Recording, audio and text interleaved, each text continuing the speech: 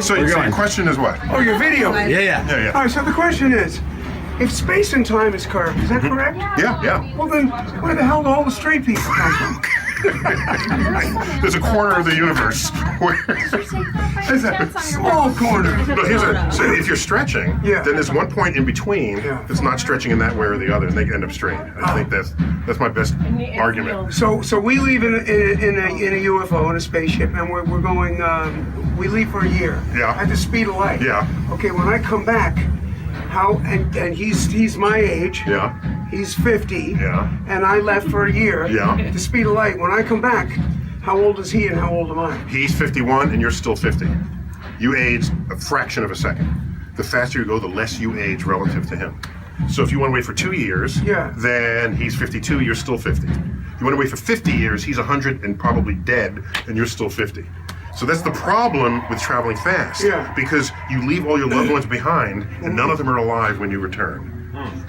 So hold on. What if you're going triple the speed of light? Well, so you can't. We don't know any way to do that. We don't know. Well, let me say it another way. We don't know how to pass through the speed of light and keep going. But if you stick speeds that exist faster than the speed of light in the equations, you end up moving backwards through time. Backwards. Yeah. So you'd end up, you could send yourself a message that you would receive before you actually sent it. Got it. So they think if you went faster than the speed of light, you go backwards. And we hypothesized a particle called the tachyon from the Greek root tachyos, like a tachometer, same root of the word. So tachyons would exist faster than the speed of light. And so we imagined if they existed, could someone in the future be communicating with us, trying to tell us what to not do so we don't kill ourselves? But we look for tachyons, we've never found them. Well, I think the whole universe has intelligence, from the dust up and down. Well, so that's an interesting notion, because stars are born, they live out their lives, they die, and they spawn other stars. That's what life does on Earth, right? That they have a metabolism, they come in colonies, and so maybe our definition of life itself is needlessly restricted to just what's going on our little speck called Earth. I'm having enough trouble trying to figure out how cell phones work. That's what I want to know. How the fuck do cell phones work? Yeah, I mean, it's one of the... Well, so here's one of the things that I bask in. You know the people who say we didn't land on the moon? You know why they don't? Because they refuse to believe that technology could have gotten there. And what an amazing time we live in, that the technology is so great that some people among us are in denial of it. That's what's amazing to me.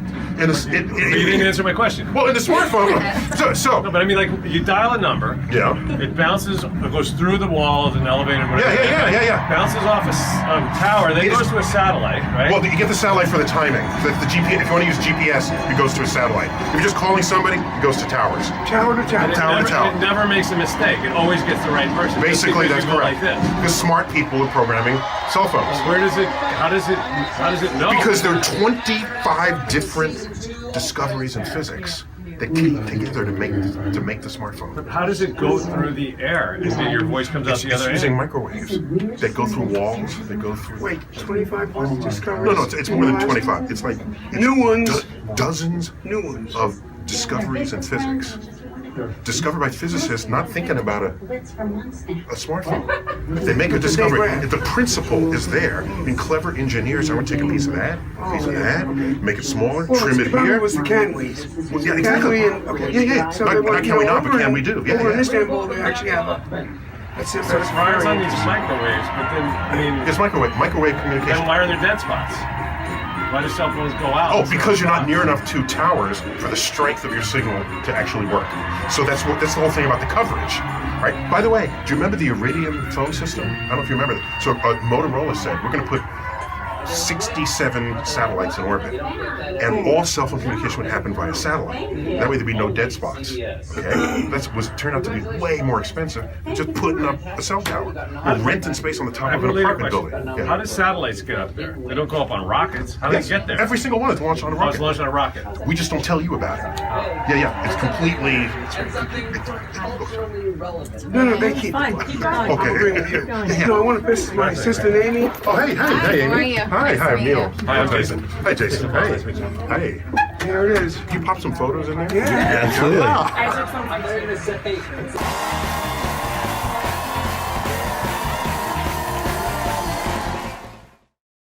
This is StarTalk.